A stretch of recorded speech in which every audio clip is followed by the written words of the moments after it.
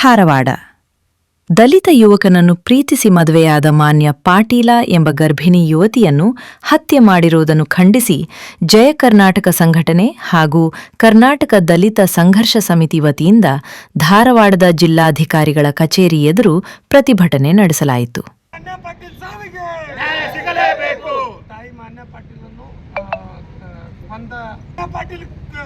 ಪಾಟೀಲನನ್ನು ಕೊಂದ ಕ್ರೂರಿಗಳಿಗೆ ಜಾತಿವಾದಿ ಮನಸ್ಸುಗಳಿಗೆ ಜಾತಿವಾದಿ ಮನಸ್ಸುಗಳಿಗೆ ದಲಿತ ಕುಟುಂಬದ ಮೇಲೆ ಹಲ್ಲೆ ಮಾಡಿದ ಮಾನ್ಯ ಪಾಟೀಲ್ ಕುಟುಂಬದವರಿಗೆ ದಲಿತ ಕುಟುಂಬದ ಮೇಲೆ ಹಲ್ಲೆ ಮಾಡಿದ ಮಾನ್ಯ ಪಾಟೀಲ್ ಕುಟುಂಬದವರಿಗೆ ಬೇಕೇ ಬೇಕು ನ್ಯಾಯ ಬೇಕು. ಮಾನ್ಯ ಪಾಟೀಲ್ ಸಾವಿಗೆ ನ್ಯಾಯ ಬೇಕು. ಮಾನ್ಯ ಪಾಟೀಲ್ ಸಾವಿಗೆ ನ್ಯಾಯ ಬೇಕು. ಮಾನ್ಯ ಪಾಟೀಲ ಭಾವಚಿತ್ರಕ್ಕೆ ಪುಷ್ಪಾರ್ಚನೆ ಮಾಡಿ ಶ್ರದ್ಧಾಂಜಲಿ ಅರ್ಪಿಸಿದ ಪ್ರತಿಭಟನಾಕಾರರು ಜಾತಿ ದ್ವೇಷದ ಹಿನ್ನೆಲೆ ನಡೆದ ಈ ಕೃತ್ಯವನ್ನು ಉಗ್ರವಾಗಿ ಖಂಡಿಸಿದರು.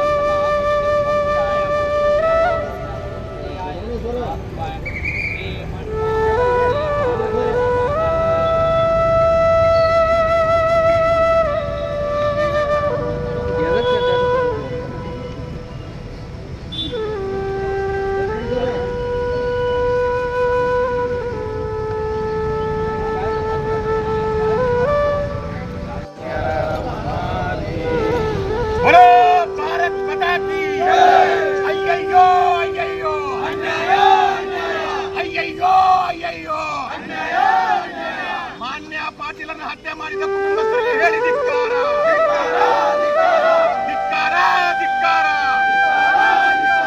ಅಯ್ಯಯ್ಯೋ ಅಯ್ಯಯ್ಯೋ. ಜಾತಿವಾದಿ ವಿಕೃತ ಮನಸ್ಸಿನ ಮಾನ್ಯ ಪಾಟೀಲ್ ಕುಟುಂಬಸ್ಥರಿಗೆ ಜಾತಿವಾದಿ ಕೋಮುವಾದಿ ಮನಸ್ಸಿನ ಮಾನ್ಯ ಪಾಟೀಲ್ ಕುಟುಂಬಸ್ಥರಿಗೆ ಮಾನ್ಯ ಪಾಟೀಲನ್ನು ಹತ್ಯೆ ಮಾಡಿದ ಕುಟುಂಬಸ್ಥರಿಗೆ ಬೇಕೇ ಬೇಕು ನ್ಯಾಯ ಬೇಕು. ಮಾನ್ಯ ಪಾಟೀಲ್ ಎಂಬ ಇವತ್ತಿನ ಹತ್ಯೆ ಮಾಡಿದವರ ಪೋಷಕರಿಗೆ ಹುಬ್ಬಳ್ಳಿ ತಾಲೂಕು ವೀರಾಪುರ ಗ್ರಾಮದ ಮಾನ್ಯ ಪಾಟೀಲ ಅವರು ಮೇ 2025ರಲ್ಲಿ ದಲಿತ ಯುವಕ ವಿವೇಕಾನಂದ ದೊಡ್ಡಮನಿ ಅವರನ್ನು ಮದುವೆಯಾಗಿದ್ದು ಹತ್ಯೆಯಾಗುವ ಸಂದರ್ಭದಲ್ಲಿ 7 ತಿಂಗಳ ಗರ್ಭಿಣಿಯಾಗಿದ್ದರು. ಮಾನ್ಯಾಳ ಹತ್ಯೆಯ ಜೊತೆಗೆ ವಿವೇಕಾನಂದ ದೊಡ್ಡಮನಿ ಅವರ ಕುಟುಂಬದ ಮೇಲೆ ಮಾರಣಾಂತಿಕ ಹಲ್ಲೆ ನಡೆದಿರುವುದನ್ನು ಖಂಡಿಸಿದ ಜಯ ಕರ್ನಾಟಕ ಜಿಲ್ಲಾಧ್ಯಕ್ಷ ಸುಧೀರ್ ಮುಧೋಳ್ ಎಲ್ಲಾ ಆರೋಪಿಗಳನ್ನು ಬಂಧಿಸಿ ಕಠಿಣ ಕಾನೂನು ಕ್ರಮ ಕೈಗೊಳ್ಳಬೇಕೆಂದು ಒತ್ತಾಯಿಸಿದರು. ಬಹಳ ದುಃಖದ ಸಂಗತಿ. ಯಾಕಂದರೆ 21ನೇ ತಾರೀಕು ಹುಬ್ಬಳ್ಳಿ ತಾಲೂಕಿನ ಇನಾಮ್ ವೀರಾಪುರ ಅನ್ನೋ ಗ್ರಾಮದಲ್ಲಿ ದಲಿತರ ಒಂದು ಮನೆ ಮೇಲೆ ಹಲ್ಲೆ ನಡೆಯುತ್ತದೆ. ಯಾಕಂದರೆ ವಿವೇಕಾನಂದ ದೊಡ್ಡಮನಿ ಅನ್ನೋ ದಲಿತ ಹುಡುಗ ಒಂದು ಗೌಡರ ಹುಡುಗಿ ಮಾನ್ಯ ಪಾಟೀಲ್ ಅನ್ನೋ ಹುಡುಗಿಯನ್ನು ಒಂದು 8 ತಿಂಗಳಿಂದ ಮದುವೆಯಾಗಿ ಆ ತಾಯಿಯನ್ನು ಹಾವೇರಿಯಲ್ಲಿ ಇಟ್ಕೊಂಡಿರ್ತಾನೆ. ಅವನು ಆ್ಯಕ್ಚುಲಿ ಮದುವೆಯಾಗೆಲ್ಲ ಆಗಿಲ್ಲ, ಹೊಡಿತಾರ ಆದಾಕಂತ ಇಟ್ಕೊಂಡಿರ್ತಾನೆ. ಆ ಹುಡುಗಿ ಹೊಟ್ಟಿಲಿದಾಳ ಅಂತ ತಿಳ್ಕೊಂಡು ಆಕಿನ ಶ್ರೀಮಂತ ಕಾರ್ಯಕ್ರಮ ಮಾಡ್ಬೇಕಂತೇಳಿ ಇನಾಮ್ ವೀರಾಪುರಿಗೆ ಬಂದಿರ್ತಾರೆ. ಅಲ್ಲಿ ಅವರ ಕುಟುಂಬಸ್ಥರು ಮಾನ್ಯ ಪಾಟೀಲ ಕುಟುಂಬಸ್ಥರು ವಿವೇಕಾನಂದ ದೊಡ್ಡಮನಿಯನ್ನು ಹೊಡಿಬೇಕಂತ ವಿಚಾರ ಮಾಡಿದಾಗ ಅವನು ಸಿಗಲಾರದ ಟೈಮ್ದಲ್ಲಿ ಆ ತಾಯಿಯನ್ನು 7 ತಿಂಗಳ ಗರ್ಭಿಣಿ ಅಂದಿದ್ದ ತಾಯಿಯನ್ನು ಬರಬರವಾಗಿ ಹತ್ಯೆ ಮಾಡಿದ್ದಾರೆ. ಅದರಲ್ಲಿ ಆ ತಾಯಿ ಹೊಟ್ಟೆಯಲ್ಲಿರ್ತಕ್ಕಂಥ ಮಗುನೂ ತೀರ್ಕೊಂಡಿದೆ. ಅದಕ್ಕೋಸ್ಕರ ನಾವು ದಲಿತ ಸಂಘರ್ಷ ಸಮಿತಿ ಅಂಬೇಡ್ಕರ್ ವಾದ ಹಾಗೂ ಜಯಕರ್ಣ ಸಂಘಟನೆಯಿಂದ ಇವತ್ತು ಅವರಿಗೆ ಶ್ರದ್ಧಾಂಜಲಿ ಸಲ್ಲಿಸ್ತಾ ಇದ್ದೀವಿ. ಮತ್ತು ಇನ್ನೊಂದು ಹೇಳ್ಬೇಕಂದ್ರೆ ಇಷ್ಟೆಲ್ಲ ಅಹಿತಕರ ಘಟನೆ ಆದರೂ DC ಇಲಾಖೆಯಿಂದ 3 ದಿನ ಆದಮೇಲೆ ಆ ಕುಟುಂಬಸ್ಥರನ್ನು ನೋಡಕ್ಕೆ ಹೋಗ್ತಾರೆ. ಎಲ್ಲಿ ವಿವೇಕಾನಂದ ಹಾಸ್ಪಿಟ್ಲಾಗ ಅಡ್ಮಿಟ್ ಆಗ್ಯಾರ ಅಂತೇಳಿ ಅದೊಂದು ಭಾಳ ನಮಗೆ ಕೆಟ್ಟ ಅನಿಸ್ತಾ ಇದೆ. ಯಾಕಂದರೆ ಇಲಾಖೆಯವರು ಇಷ್ಟು ನಿರ್ಲಕ್ಷ್ಯ ತೋರಿಸ್ಯಾರಂದ್ರೆ ಇದು ದಲಿತರ ಕುಟುಂಬ ಅಂತೇಳಿ. ಅದರಲ್ಲಿ ವಿಶೇಷವಾಗಿ ಹೇಳ್ಬೇಕಂದ್ರೆ ಹುಬ್ಬಳ್ಳಿ ಗ್ರಾಮೀಣ ಸ್ಟೇಷನ್ ಇನ್ಸ್ಪೆಕ್ಟರ್ ಆದಂಥ ಮುರುಗೇಶಣ್ಣನವರು ಇರ್ತಕ್ಕಂಥ ಆರೋಪಿಗಳನ್ನು ಹಿಡಿಮುರಿ ಯಾವ ರೀತಿ ಕಟ್ಟಿದ್ದಾರೆ ಅಂದರೆ, ಮೊದಲೇ ದಿನ 3 ಜನ ಅರೆಸ್ಟ್ ಮಾಡ್ತಾರೆ, 2ನೇ ದಿನ ಇನ್ನು 3 ಜನ, 6 ಜನ ಆದರೆ ನಿನ್ನಿಂದ ಮೊನ್ನೆ ಮತ್ತೆ ಇಬ್ಬರು ಅರೆಸ್ಟ್ ಮಾಡಿದ್ದಾರೆ. ಟೋಟಲ್ 8 ಜನ ಇನ್ಸ್ಪೆಕ್ಟರ್ ಆದಂಥ ಮುರುಗೇಶಣ್ಣನವರು ಅರೆಸ್ಟ್ ಮಾಡಿದ್ದಾರೆ. ಇದು ಪೊಲೀಸ್ ಇಲಾಖೆಗೆ ಹೆಮ್ಮೆ ತರ್ತಕ್ಕಂಥ ವಿಷಯವಾಗಿದೆ. ಆದರೆ ಪೊಲೀಸ್ ಇಲಾಖೆ ಒಳ್ಳೆ ಕೆಲಸ ಮಾಡೈತಿ. ಇರ್ತಕ್ಕಂಥ ಸಮಾಜ ಕಲ್ಯಾಣ ಇಲಾಖೆ ಮತ್ತು ಜಿಲ್ಲಾಧಿಕಾರಿಗಳು ಏನು ಇವ್ರು ಕೆಟ್ಟ ಓಡ್ ಬರ್ತಾ ಇದೆ ನನಗೆ ಏನು ಹರ್ಯ ಅಂತಾರಂತೆ. ನಾನು ಆ್ಯಕ್ಚುಲಿ ಯಾಕೆ ಹೇಳ್ತೇನೆ ಅಂದರೆ, ದಲಿತರಂದ್ರೆ ಇವ್ರಿಗೆ ಏನಂದ್ರೆ ಒಂಥರ ಭಾಳ ಕೀಳುವಾಗಿ ನೋಡ್ತಾರೆ ಅಂತ ಹೇಳಕ್ಕೆ ಇಷ್ಟಪಡ್ತಾ ಇದ್ದೀನಿ ಸ್ನೇಹಿತರೆ. ಇವತ್ತು ಎಲ್ಲ ನಮ್ಮ ಸಂಘಟನೆ ಕಾರ್ಯಕರ್ತರು ಕೂಡಿ ಆ ತಾಯಿ ಆತ್ಮಕ್ಕೆ ಶಾಂತಿ ಸಿಗಲಿ ಅಂತೇಳಿ ಪೂಜೆ ಸಲ್ಲಿಸಿದ್ದೀವಿ. ಡಿಎಸ್ಎಸ್ ಮುಖಂಡ ಲಕ್ಷ್ಮಣ ಬಿ ದೊಡ್ಡಮನಿ ಮಾತನಾಡಿ, ಸಂತ್ರಸ್ತ ಕುಟುಂಬಕ್ಕೆ ಸೂಕ್ತ ಪರಿಹಾರ, ರಕ್ಷಣೆ ಹಾಗೂ ಕುಟುಂಬದ ಒಬ್ಬರಿಗೆ ಸರ್ಕಾರಿ ಉದ್ಯೋಗ ನೀಡಬೇಕೆಂದು ಆಗ್ರಹಿಸಿದರು. ನಮ್ಮ ಸಹೋದರ ಸುಧೀರ್ ಹೇಳಿದರು, ದಲಿತ ಜಾತಿಯ ಯುವಕನನ್ನು ಪ್ರೀತಿಸಿ ಮದುವೆ ಆದಂಥ ಮಾನ್ಯ ಪಾಟೀಲ್ ಎಂಬ ಯುವತಿಯನ್ನು 7 ತಿಂಗಳ ಗರ್ಭಿಣಿ ಯುವತಿಯನ್ನು ಬರ್ಬರವಾಗಿ ಹತ್ಯೆ ಮಾಡಲಾಗಿದೆ. ಅವರ ಕುಟುಂಬಸ್ಥರನ್ನು ಖಲಾಸ್ ಮಾಡುವ ಉದ್ದೇಶದಿಂದ ಡಾಕ್ಟರ್ ಹಾಸ್ಯಾರ ಅವ್ರ ಅಪ್ಪಗ, ಹುಡುಗನ ಅಪ್ಪಗ, ಆ ಹುಡುಗನಿಗೂ ಕೊಡ್ಲಿಕ್ಕೆ ಹುಡುಗನ ತೊಗೊಂಡು ಬೆನ್ನು ಹತ್ಯಾರ. ಇಷ್ಟೆಲ್ಲ ಘಟನೆ ಆಗೈತೆ. ಪಾಪ ಅವ್ರ ಮನ್ಯಾಗ ಅವ್ರ ತಾಯಿ, ಅವ್ರ ತಂಗಿಯಂದ್ರು ಇಬ್ಬರು ಸಣ್ಣ ಹುಡುಗಿ, 15 ವರ್ಷದ ಹುಡುಗಿ ತಲೆ ಹೊಡೆದಾರ, ಕೈ ಮುರಿದೈತಿ. ಇನ್ನೊಂದು ಸಣ್ಣ ಹುಡುಗಿ ಕೈ ಮುರಿದಾರ. ಯಾರ್ಯಾರು ಸಿಗ್ತಾರೋ ಅವ್ರಿಗೆಲ್ಲರಿಗೂ ಹೊಡೆದಾರ.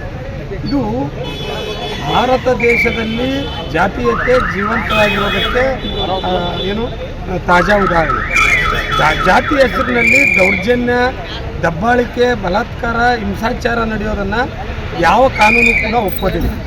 ಸಂವಿಧಾನ ಶಿಲ್ಪಿ ಡಾಕ್ಟರ್ ಬಾಬಾ ಸಾಹೇಬ್ ಅಂಬೇಡ್ಕರ್ ಅವರಿಗೆ ಗೊತ್ತಿತ್ತು, ಈ ದೇಶದಲ್ಲಿ ನನ್ನ ಜನ ಸುರಕ್ಷಿತವಾಗಿ ಇರೋವರೆಗೂ ಈ ಜನ ಇವರ ರಕ್ಷಣೆಯನ್ನು ಮಾಡುವ ಜವಾಬ್ದಾರಿ ಎಲ್ಲ ಸರ್ಕಾರಗಳದಾಗಿರ್ತೈತೆ ಅಂತೇಳಿ ಅವರು ಸಂವಿಧಾನದಲ್ಲೇ ಬರೆದಾರೆ. ಸಂವಿಧಾನದ 17ನೇ ವಿಧಿ ಯಾವುದೇ ರೀತಿಯಾದಂಥ ಅಸ್ಪೃಶ್ಯತೆ ಆಚರಣೆಯನ್ನು ನಿಷೇಧ ಮಾಡಿದೆ. ತಮಗೂ ಗೊತ್ತು, ಎಲ್ಲರಿಗೂ ಗೊತ್ತು. ಯಾವುದೇ ರೀತಿಯಾದ ನೀರು ಎತ್ತಾಕೋದಾಗಲಿ, ಚಾ ಅಂಗಡಿ ಒಳಗೆ ಕಪ್ಪು ಹೊರಗಿಡೋದಾಗಲಿ, ಇನ್ನಿತರ ಅವ್ರನ್ನ ಬಹಿಷ್ಕಾರ ಹಾಕೋದಾಗಲಿ, ಅವ್ರ ಮೇಲೆ ಜಾತಿಯ ಹೆಸರ ಮೇಲೆ ದಬ್ಬಾಳಿಕೆ, ದೌರ್ಜನ್ಯ, ಹಿಂಸಾಚಾರ ಮಾಡೋದಾಗಲಿ, ಇದನ್ನು ಸಂಪೂರ್ಣವಾಗಿ ನಿಷೇಧ ಮಾಡಿ ಸಂವಿಧಾನದಲ್ಲಿ ಬರೆದಿದೆ. ಆದರೂ ಕೂಡ ಅಮಾಯಕರಾದಂಥ ಮಾನ್ಯ ಪಾಟೀಲ್ ಏನು ಪ್ರೀತಿ ಮಾಡಿದ್ದು ತಪ್ಪ? ಈ ದೇಶದೊಳಗಡೆ ಎಷ್ಟು ಜನ ಅನ್ಯ ಜಾತಿಯ ಅಂದರೆ ದಲಿತ ಜಾತಿಯ ಯುವಕರನ್ನ ಬೇರೆ ಜಾತಿಯ ಯುವಕರ ಮದುವೆ ಆಗಿಲ್ಲ. ಅದನ್ನು ಮನಸ್ಸಿನಾಗ ಇಟ್ಕೊಂಡು ಕ್ರೂರಾತಿ ಕ್ರೂರವಾಗಿ ರಾಡು, ಕೊಡ್ಲಿ, ಬಡಿಗಿ ಮತ್ತು ಕುಡುಗೋಲು ಇಂಥ ಮಾರಕಾಸ್ತ್ರಗಳಿಂದ ಅವ್ರ ಕುಟುಂಬಸ್ಥರ ಮೇಲೆ ಮತ್ತು ಆ ಹುಡುಗಿ ಮೇಲೆ ಹಲ್ಲೆ ಮಾಡಿದ್ದಾರೆ. ದುರದೃಷ್ಟವಶಾತ್ ನಾವು ಸಹೋದರಿ ಮಾನ್ಯ ಪಾಟೀಲ್ ಅವ್ರನ್ನ ಕಳ್ಕೊಂಡ್ವಿ. ಈಗ ಆ ಹುಡುಗನ ತಾಯಿ, ಆ ಹುಡುಗನ ತಂದೆ, ಆ ಹುಡುಗನ ತಂಗಿಯಂದರು ಎಲ್ಲರೂ ಕೂಡ ಸೀರಿಯಸ್ ಗಂಭೀರ ಪರಿಸ್ಥಿತಿ ಒಳಗದ. ನಮ್ಮ ಒತ್ತಾಯ ಏನಂತ ಹೇಳಿದ್ರೆ, ಜಿಲ್ಲಾಧಿಕಾರಿಗಳು ಮತ್ತು ಕರ್ನಾಟಕ ಸರ್ಕಾರಕ್ಕೆ ಈ ದಲಿತ ಕುಟುಂಬಕ್ಕೆ ಸೂಕ್ತ ರಕ್ಷಣೆಯನ್ನು ಕೊಡಬೇಕು. ಮುಖ್ಯವಾಗಿ ಅವರಲ್ಲಿ ಒಬ್ಬರಿಗೆ ಸರ್ಕಾರಿ ನೌಕರಿಯನ್ನು ಕೊಡಬೇಕು. ಅವ್ರ ಜೀವನೋಪಾಯಕ್ಕೆ ಅವ್ರು ಬಡವರದಾರ, ಭಾಳ ಬಡವರದಾರ. ಜೀವನೋಪಾಯಕ್ಕೆ 10 ಎಕರೆ ಜಮೀನು ಕೊಡಬೇಕು.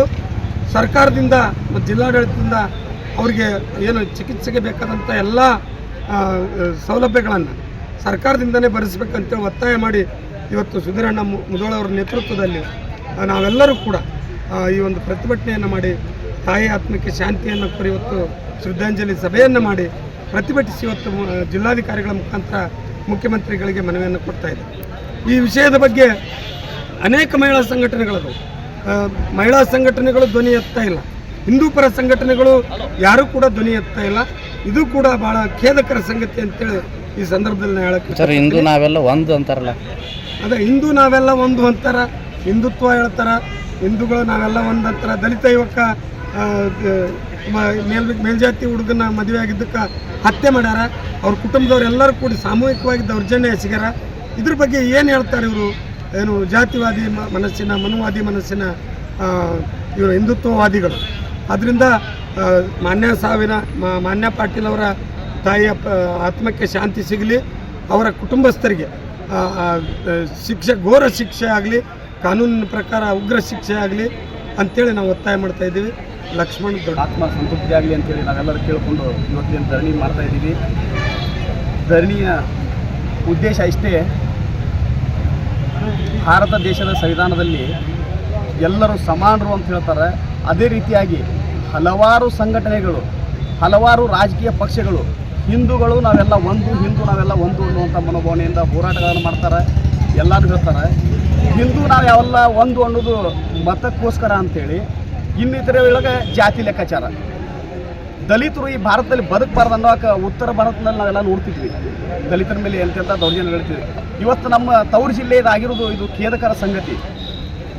ಈ ಖೇದಕರ ಸಂಗತಿ ನಡೆದರೂ ಕೂಡ ಧಾರವಾಡ ಜಿಲ್ಲಾ ಉಸ್ತುವಾರಿ ಸಚಿವರು ಜೀವಂತದಾರೋ ಸತ್ತಾರೋ ಗೊತ್ತಿಲ್ಲ.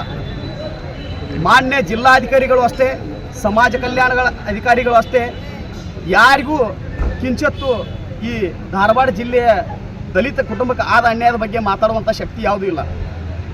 ಇವತ್ತು ದಲಿತರಿಗೆ ಸ್ವಲ್ಪ ಮಟ್ಟಿಗೆ ಧೈರ್ಯ ಕೊಟ್ಟಂಥವ್ರು ಪೊಲೀಸ್ ಡಿಪಾರ್ಟ್ಮೆಂಟ್. ಆ ಪೊಲೀಸ್ ಡಿಪಾರ್ಟ್ಮೆಂಟ್ ಧೈರ್ಯ ಕೊಟ್ಟು ಅವರಿಗೆ ಬೆನ್ನೆಲುಬಾಗಿ ನಿಂತು ಅವ್ರನ್ನ ಯಾರೂ ಮುಟ್ಲಾರಂಥ ಪರಿಸ್ಥಿತಿ ಅವ್ರು ಹೊರಡದಲ್ಲಿ ಹೋಗಿದ್ರು, ಯಾರೂ ಹೋಗಿ ಅವ್ರನ್ನ ಮುಟ್ಟಿ ಎಬ್ಬಿಸಲಿಲ್ಲ. ಯಾವಾಗ ಪೊಲೀಸ್ ಡಿಪಾರ್ಟ್ಮೆಂಟ್ನವ್ರು ಹೋಗಿ ಅವ್ರು ಎತ್ತಾಕೊಂಡು ಬಂದು ದವಾಖಾನೆಗೆ ತೋರಿಸಿ ಉಪಚಾರವನ್ನು ಸ್ಟಾರ್ಟ್ ಮಾಡ್ತಾರೆ, ಆ ತಾಯಿ ನಿಧನ ಹೊಂತಾಳ. ಆ ವಿವೇಕಾನಂದ ಅವ್ರ ತಾಯಿ ಫುಲ್ ಸೀರಿಯಸ್ ಅದಾರ ವಿವೇಕಾನಂದ ಹಾಸ್ಪಿಟ್ಲಲ್ಲಿ. ಇನ್ನುಳಿದವರಿಗೆ ಸಿಕ್ಕಾಪಟ್ಟಿ ಗಂಭೀರ ಗಾಯಗಳಾಗ್ಯಾವ. ಇವ್ರು ಹೇಳೋದು ದೂರ ಉಳಿತದೆ. ಕರ್ನಾಟಕದ ಗಣ ಸರ್ಕಾರದ ಮುಖ್ಯಮಂತ್ರಿಗಳು ಸಮಬಾಳು ಸಮಪಾಲು ಅಂತ ಹೇಳ್ತಾರೆ.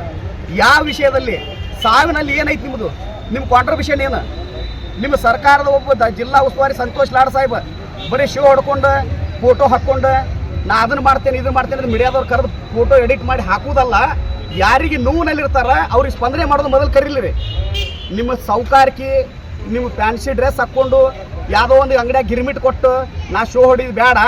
ಯಾರಿಗೆ ಅನ್ಯಾಯ ಐತಿ, ಈ ಧಾರವಾಡ ಜಿಲ್ಲೆಯ ದಲಿತರು ಎಷ್ಟು ಮಂದಿ ನಿಮ್ಮ ಸರ್ಕಾರ ಪರವಾಗಿ ಮತ ಹಾಕ್ಯಾರ, ಅವ್ರಿಗೆ ನ್ಯಾಯ ಕೊಡೋದು ಕಲೀರಿ.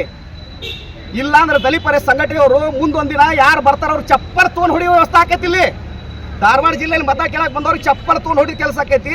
ದಯಮಾಡಿ ಕ್ರಾಂತಿಗೆ ಕಡುಬಾಡ್ರಿ. ಈ ಜನಾಂಗ ಹುಟ್ಟಿದ ಕ್ರಾಂತಿಯಿಂದ ಹೋರಾಟ ಮನೋಭಾವನೆಯಿಂದ ಬಂದಿದ್ದು. ಇವ್ರು ಕೆರಳಿಸುವಂಥ ವ್ಯವಸ್ಥೆಗೆ ನೀವು ಸರ್ಕಾರದವ್ರಿಗೆ ಮುತುವರ್ಜಿ ವಹಿಸಿ ಅವ್ರಿಗೆ ನೇರವಾಗಿ ಸಾರ್ವಜನಿಕವಾಗಿ ಗುಂಡೋಗಿಬೇಕು. ಅವ್ರಿಗೆ ಯಾವ ಕಾನೂನಿಂದ ಬೇಡ, ಯಾವ ನ್ಯಾಯ ಕೋರ್ಟ್ ಕಚೇರಿ ಬೇಡ. ಯಾರು ಅನ್ಯಾಯ ಮಾಡೋದು ಅನ್ನೋದು ಜಗತ್ತಿಗೆ ಗೊತ್ತಾಗೈತಲ್ಲ, ಅವ್ರನ್ನ ಡೈರೆಕ್ಟಾಗಿ ತಂದು ಜಿಲ್ಲಾಧಿಕಾರಿಗಳ ಮುಂದೆ ನಿಂದಿರಿಸಿ ಜಿಲ್ಲಾ ಎಸ್ ಪಿಗಳು ರಾಜ್ಯಪಾಲರು ತೋರಿ ರಾಷ್ಟ್ರಪತಿ ಅಂಕಿತ ಹಾಕಿಸ್ಕೊಂಡು ಅವ್ರಿಗೆ ಗುಂಡೋಗಿರಿ ಪಬ್ಲಿಕ್ನಾಗ. ಮುಂದೊಂದು ದಿನ ಜಾತಿ ವ್ಯವಸ್ಥೆ ಇರುವುದಿಲ್ಲ. ಸುಮ್ಮನೆ ಬಾಯಿ ಮಾತಿಗೆ ಜಾತಿ ವ್ಯವಸ್ಥೆ, ಪೇಪರ್ನಾಗ ಜಾತಿ ವ್ಯವಸ್ಥೆ ಬೇಡ. ಈ ಜಾತಿ ವ್ಯವಸ್ಥೆ ನಿರ್ಮೂಲನೆ ಆಗ್ಬೇಕಂದ್ರೆ ಏನು ನೀವು ಮತ ಪಡ್ಕೊಂಡು ವೋಟ್ ತೊಗೊಂಡ್ರಲ್ಲ, ನೀವು ಜಾಗೃತತೆಯಿಂದ ಜನರನ್ನು ಒಲಿಸಿ ಯಾರಿಗೂ ಅನ್ಯಾಯ ಆಗ್ಲಾರ್ದಂಗೆ ನೋಡ್ರಿ. ಮಾನ್ಯ ಚನ್ನಣ್ಣವ್ರ ಸಾಹೇಬರಿಗೆ ನಾವೆಲ್ಲ ದಲಿತ ಪರ ಸಂಘಟನೆ, ನಮ್ಮ ಜೈ ಕರ್ನಾಟಕ ಸಂಘಟನೆ ಪೂರ್ವಕ ನಾವು ಹೃದಯಪೂರ್ವಕ ಧನ್ಯವಾದಗಳನ್ನ ಅವ್ರು ಹೇಳ್ತೀವಿ. ಯಾಕಂದ್ರೆ ಅಷ್ಟು ಚೆಂದಾಗಿ ಕೆಲಸ ಮಾಡ್ಯಾರ. ಯಾರ್ಯಾರು ಹಿಡಿಬೇಕಾಗೈತಿ ಇನ್ನೂ ಹುಡುಕಾಗತ್ತಾರ. ಆದಷ್ಟು ಮ್ಯಾಕ್ಸಿಮಮ್ ಒಂದೇನಾರು ಈಗ ನ್ಯಾಯ ಸಿಕ್ಕೈತಿ ಅಂತಂದ್ರೆ ಪೊಲೀಸರ ಪರವಾಗಿ ನ್ಯಾಯ ಸಿಕ್ಕೈತಿ ಅಂತೇಳಿ ನಾವು